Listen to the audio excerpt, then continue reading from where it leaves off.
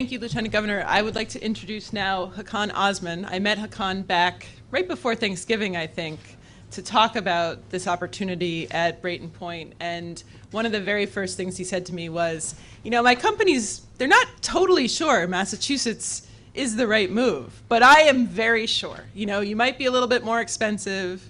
You might have these different issues going on. We're not sure we're going to be able to get a deal here. But I want to be in Massachusetts, and we think this is the right place for this industry. You have the people, you have the academic institutions and vocational training, you have the workforce, and you have gone ahead on this offshore wind voyage in a way that no one else has. I know that the deal is maybe not signed yet. We're going to sign it today, so it's so fingers crossed. But I just want to say, your vision of building a net zero facility at the site of a former coal plant and having no noise, no pollution, and something that is critical to the industry is something that really spoke to us, and I'm so pleased that you continued on with that mission and are here today. Thank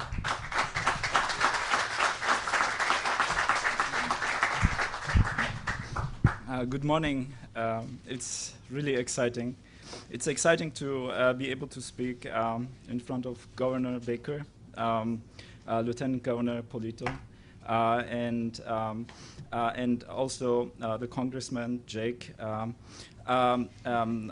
Oaken class. I'm sorry if I'm mistaken with the names. I apologize, but also the Representative Patricia Haddad, which I have to say, when we were having trouble with the deal, she gave us motivation and support, and she insisted. And when she insisted, we insisted. I have to say, I thank you very much for that. I really.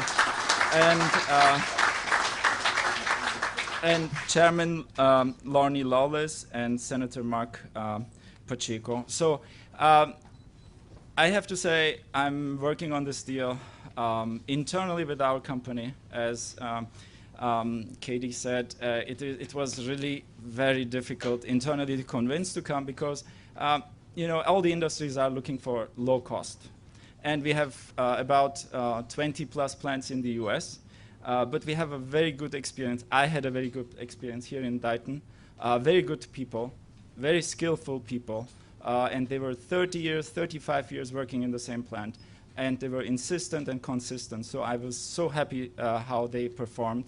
And on the other hand, you have technology, and we are bringing technology. And we are bringing technology that in the US still doesn't exist. This is submarine, high-tech cables. So we are going to create also with this industry another expansion on the laboratories, because we need labs, we need testing, we need R&D, research and development centers. And we have MIT here, we have good schools here, we have good connections here. So I think it is the right place to do it. It is a good experience that we had, but more than this, there is also the opportunity of the wind and the energy transition which is happening in the world, which is also happening in the US. And I'm really excited for that because I think the biggest advantage of being here in the US is that when something economically makes sense, nothing stays, you know, everything goes. You know, everyone is investing in it, everyone is happy with it. It has to be economically viable. If it's not economically viable, it doesn't work. So you can force it with incentives, you can force it with whatever. It doesn't work. So we have around 105 plants in the world. We are the cable manufacturing leader in the world in the technological cables. I work like 10 years in the US. I know I have worked in many different sectors in the US on telecommunication with the Verizons and the infrastructure, 4G, 5G. But I think one thing what Governor Baker said was extremely important. This is not the end, because when you do the offshore wind, you have to be able to transfer the energy where it's needed. So the infrastructure is next. I think that's the most important part. And we have, unfortunately, we were in the US the first who invested into the infrastructure. There is an aged infrastructure, so the infrastructure has to be upgraded. But the good part is also that, you know, Europe started with 2 megawatts, 3 megawatt towers. Now we are talking about 15 to 18 megawatt towers. So this is going to shrink the area that is required on the oceans. And this is going to create also higher energy, let me say, production. So I'm really excited because we have been in a long journey, and you know, the last 2 days I haven't slept because we did a long negotiation to come to a conclusion, and finally we came. And I'm very excited that we will have here with our neighbors. We are going to explain to our neighbors. We are going to embrace them. We need them. We need also the skillful engineers that we are going to train, and we need about, I think it will be about 250 people that we will need. I'm talking about direct people. This will create also additional jobs in the periphery. And this investment is going to be between, I think, about 250 million, but no investment stays with 250. Raw material prices are going up, everything goes up. I think we will come about 300 million investment at the end.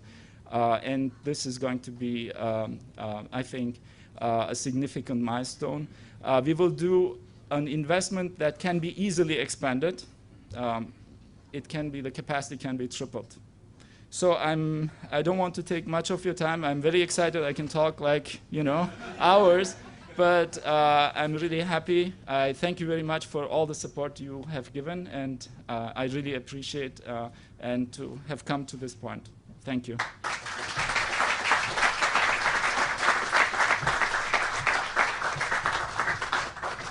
I'm pretty sure the path to our clean energy future is paved with a lot of sleepless nights and war stories. So welcome to the club here in Massachusetts, at least. We need strong clean energy industry partners along the way on this journey, and Avangrid is a company that has shared many of these stories with us and has made significant commitments to transitioning the Commonwealth to its clean energy future, with their most recent project for the Commonwealth Wind Project, our third clean energy procurement, bringing in enough electricity to power 750,000 homes annually. And the governor and I had the opportunity to meet with the chairman of the board of Iberdrola, Avangrid's parent company, Chairman Galan, on Tuesday, I believe. And he made a commitment made it clear that Iberdrola has now invested $10 billion in the Commonwealth of Massachusetts. And all of us here, we all made that happen, and that's a really big deal. So it is my great pleasure to welcome Avangrid CEO Dennis Arriola.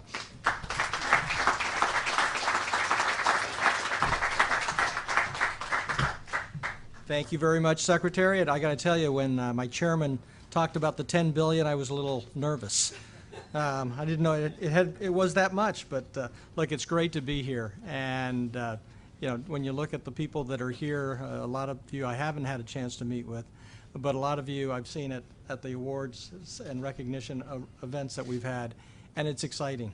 And it's exciting not just because of what we're going to be doing here, it's exciting because of this industry that Massachusetts really had the courage to get started. And so Governor Baker and Lieutenant Governor and Secretary and everybody else that's been involved in this, as well as you know, Representative Haddad, you know, your story of your commitment to this community and wanting to make sure that it wasn't left out of this new burgeoning industry is really inspirational.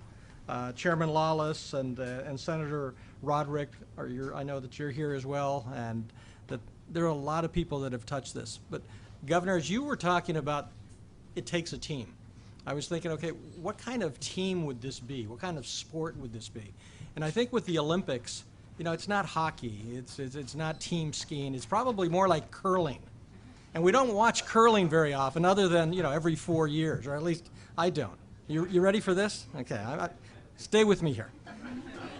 The stones are heavy, right? And when you start a project like this, there are people that are carrying around these stones, not knowing where they're actually going to go. Then you have somebody that's got to let the stone go, and it's got to set it off in a direction. They have to have a vision. And sometimes it's going in the right direction, and sometimes they end up on their behind in the ice. And then you have these crazy people, the project managers, the developers, the people that are working with the legislature. Those are the sweepers. And you don't know why sometimes they're sweeping frantically and sometimes they're not. Then all of a sudden the stone either comes in nicely and stops where you want, and sometimes it's right in the bullseye. And then another stone comes and knocks them over, and you've got to start all over again. Well, my job in all of this, I'm kind of the coach. The coach comes walking out, not doing anything, criticizing why you didn't leave it in the center, why you didn't do it faster, why you're spending so much money. But at the end of the day, it's really the team that gets the recognition. And I'm very proud to work for Avangrid. I'm proud to be working with people like Bill White and the others that have been at this for so many years, that we're finally going to see the fruits of all the labor.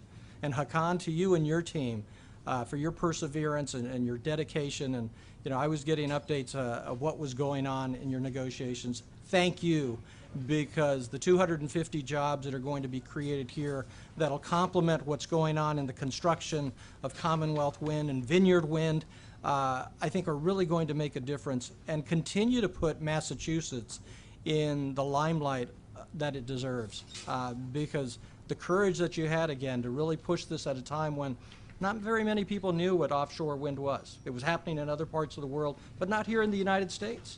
And I think many of you said, why not here?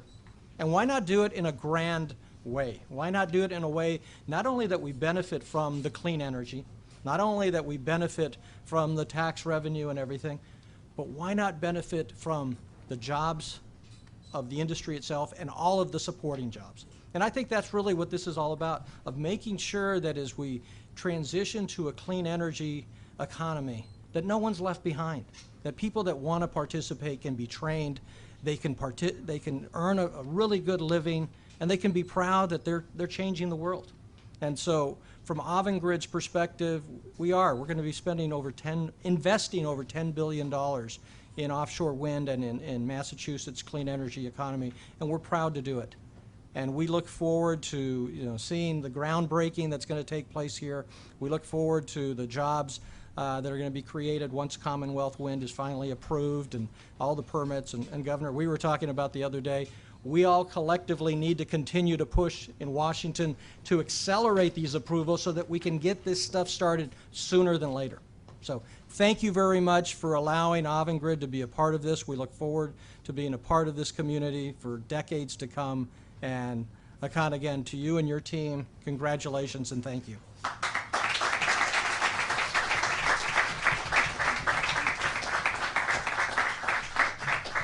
Well, speaking of the important work that has to go on in Washington, our federal delegation has been such a critical partner in ensuring that this clean energy future gets built, that it brings jobs to our Commonwealth, and that places like Somerset and Brayton Point are not forgotten in that mission. And since taking office, Congressman Auchincloss has been a strong partner. I know, working with Representative Haddad, calling me regularly to make sure that we are thinking about Brayton Point and thinking about this district and making that transition effectively. He has also been instrumental in thinking through how we spend American Recovery Act dollars on ports and on those investments, and I know he's worked with our delegation here in the state as well on those issues. So it gives me great pleasure to introduce Congressman Auchincloss.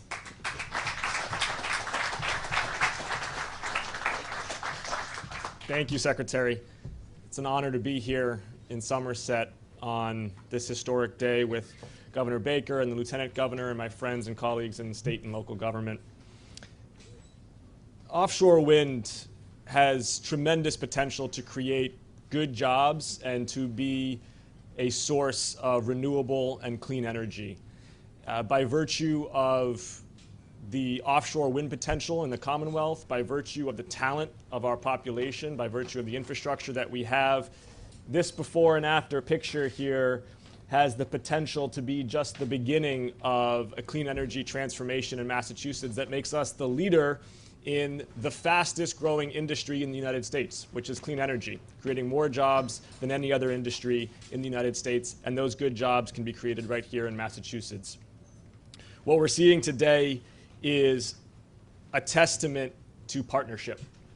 From President Biden, who has been streamlining the regulations and the permitting process that make these projects viable, to Governor Baker's and Lieutenant Governor Polito's far-sighted investment in economic development, to, of course, Representative Pat Haddad's persistence and long-term view of the potential of offshore wind for South Coast. we are seeing partnership in action here. We want our partners in the business community of OnGrid and Prismium, we want you to be successful. We want you to see a return on your investment that makes you want to continue to invest here in the Commonwealth and continue to create good jobs in the Commonwealth and continue to create clean energy here in the Commonwealth. And we want the town of Somerset to know that business is here to be a partner, and all levels of government, we want to ensure that the town of Somerset is experiencing a higher quality of life and seeing the returns on this thriving new industry for themselves. At my level in Congress, we are meant to be investing in the infrastructure and the workforce development and the R&D that propels forward this industry. Through the American Rescue Plan, we unleashed money that Governor Baker and the State House have been using for workforce development, including for the clean energy sector. Through the bipartisan infrastructure deal passed last fall, we have sent billions of dollars to the Commonwealth that we can use to shore up our electric grid, to invest in high-speed internet and rail and ports, all of which are a rising tide that can lift all boats, including offshore wind. And just last month with the America Competes Act in the House of Representatives, we have unleashed more than $300 billion worth of investments in science, in research, in development, in manufacturing innovation, all of which can make the United States the preeminent global player in science and in clean energy development. And I'm going to continue to be a champion for Massachusetts, for energy innovation going forward, because I know that, one, it's not just the right thing to do by the environment, but two, Massachusetts is primed to dominate this sector, not just here in the United States, but in fact globally. Secretary, I know that you're supposed to introduce Pat Haddad, but I just can't resist. I'm going to take that honor because Pat, is this your first time at Brayton Point, or do you tour around? Since I first announced for Congress years ago, Pat has been not just a partner and a mentor to me, but really you're a role model. You're a role model for what it means for a public servant to fight for their district, to see a vision, sometimes years in the future, and despite the dips and the troughs and the roller coaster, to stay at it, to corral people, to knock heads together, and sometimes that head has been mine, and just to ensure that your constituents' well-being and the long-term economic development of your district is front and center. I really admire it, and it's really something that I'm trying to emulate myself for my service. So, Pat, the floor is yours.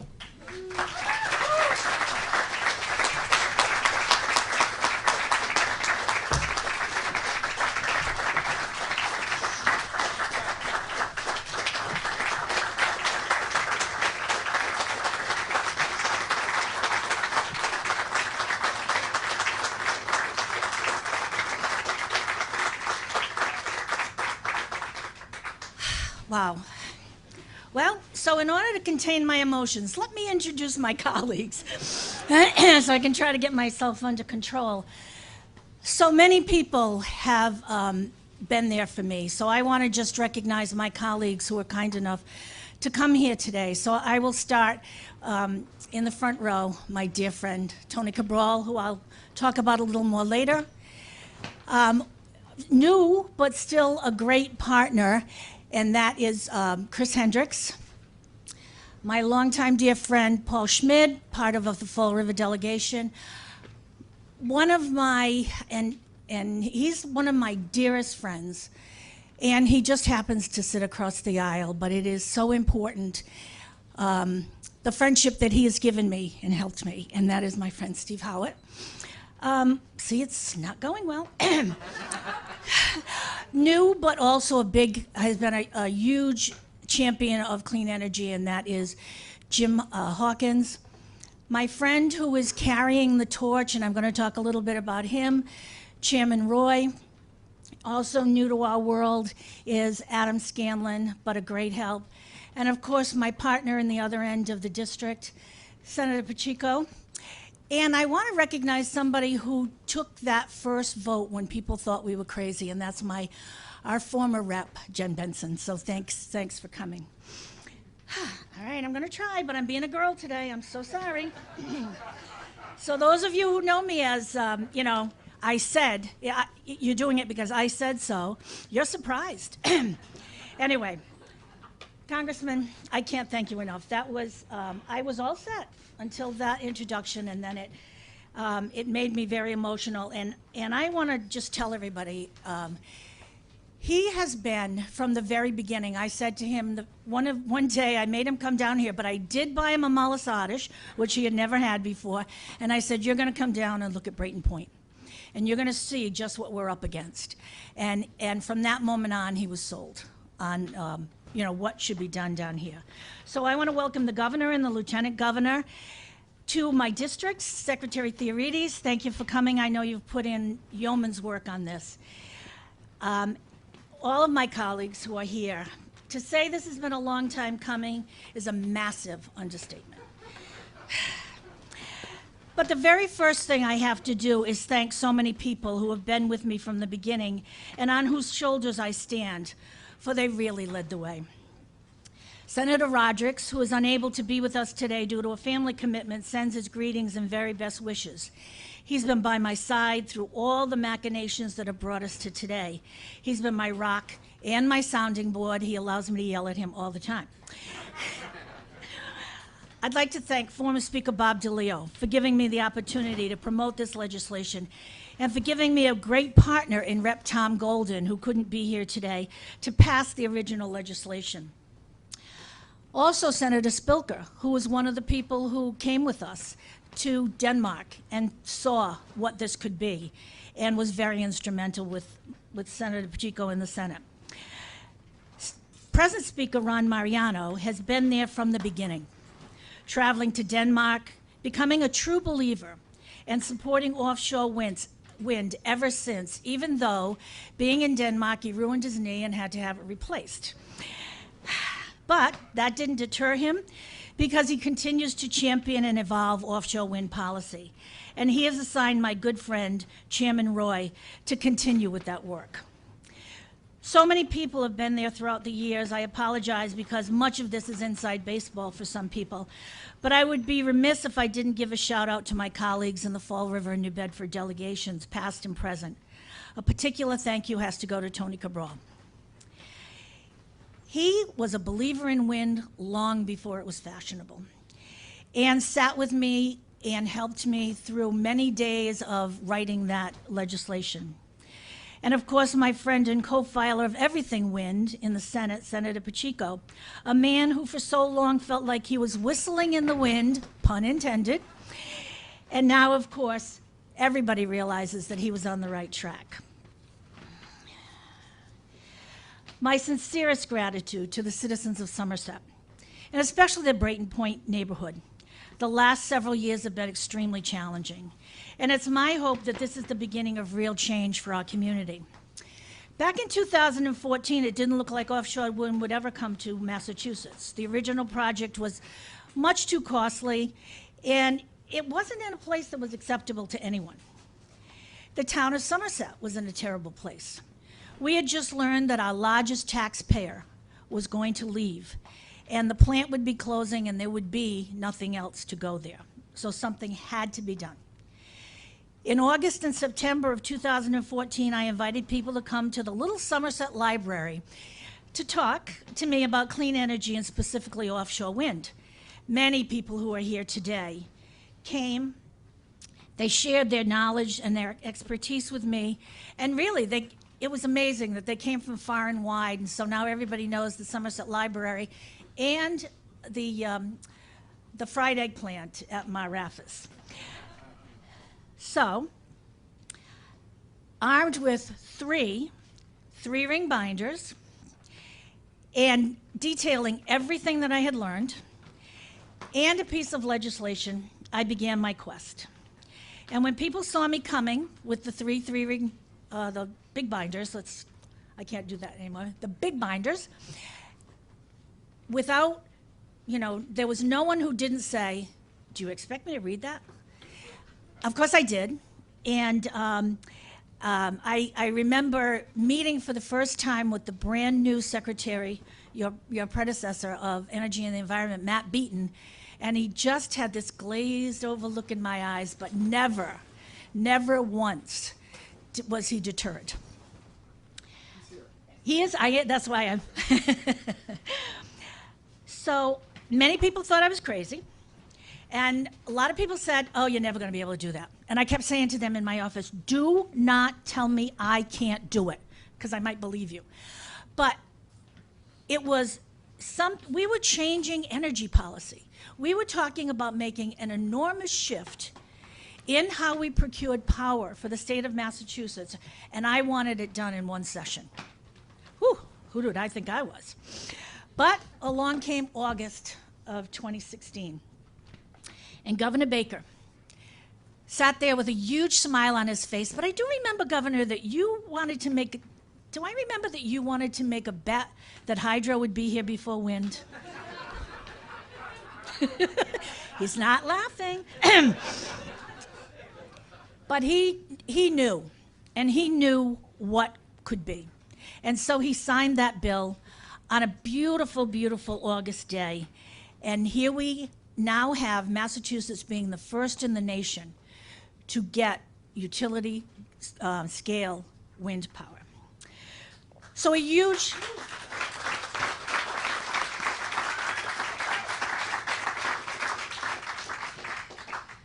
because I'll just say that our previous governor didn't want to hear anything about this, so you're all right. So a huge thank you to everyone who made contributions large and small. And I want to throw out a couple of names. I've mentioned them, but I really need to mention them again. So I lost my page. Oh my God. Here it is. So I want to say some names, and you may or may not know them, but they were people who were there from the beginning in various capacities. Jim Smith, Jen Crawford, Matt Morrissey, Jen Menard, Paul Vigent, Matt Beaton, Bill White, Jen Gorky, Christian Scorzoni, Mayor John Mitchell, and Ken Raymond. All people who stood by me and kept pushing me and telling me that I could do it if I really wanted to. So, now looking to the future. The possibilities before us are amazing. I want to welcome the Prismium Group. Thank you for mentioning that what already people know, that I'm not beyond threatening people when I don't get my way. You have such an excellent reputation, and I so look forward to you and your company coming and being another part of my district, because as has been mentioned, they also have a small footprint in the town of Dayton. I wanted to say thank you to Avangrid. So many developers, and your parent company was one of them that helped me understand how important offshore wind could be to our community.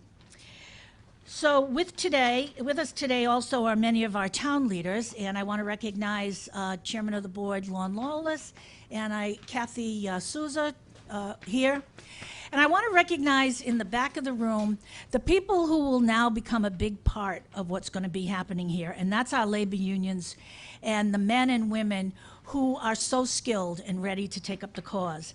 They're ready with Bridgewater, BCC, Massasoit, all of those schools to train and to make sure that we are here and ready. So I just want to briefly say it's going to be great. I know it's going to be great. You feel it's going to be great. And I hope that, as you said, the neighbors feel like this is going to be something for them, because nothing happens without people and friends. And so many of the people in this room have been the people and my friends. And they have pushed me and buoyed me and told me I was a pushy broad and told me to stop it because I was being fresh. But in the end, it's about everybody working together. So I want to once again thank our administration for all the good work, especially my classmate from, we call ourselves classmates, even though we were freshmen a long, long time ago. And everybody here in this room, you've been some large or small part of what is going to turn out to be an amazing, amazing project. Thank you.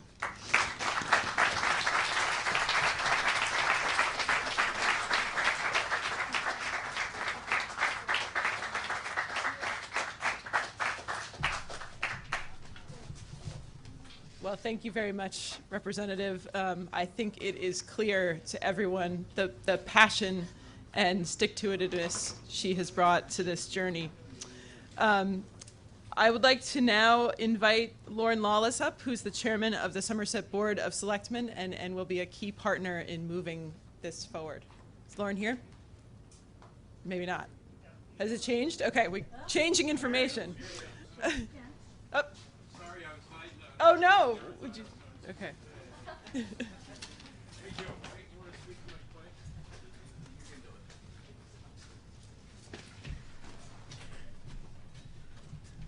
Pat, did you put them up to this? Well, we're very happy to have Prisium here. What I hear about the company, and I have done some research on the company, and we look forward to it. And thank you, Governor Baker. I know you're leaving office soon. I don't know why, but but this is a real good opportunity for the trades. I see some tradesmen back there. I see Jimmy Pimentel. And this is going to be a very, very productive company here, the cable company for the offshore wind.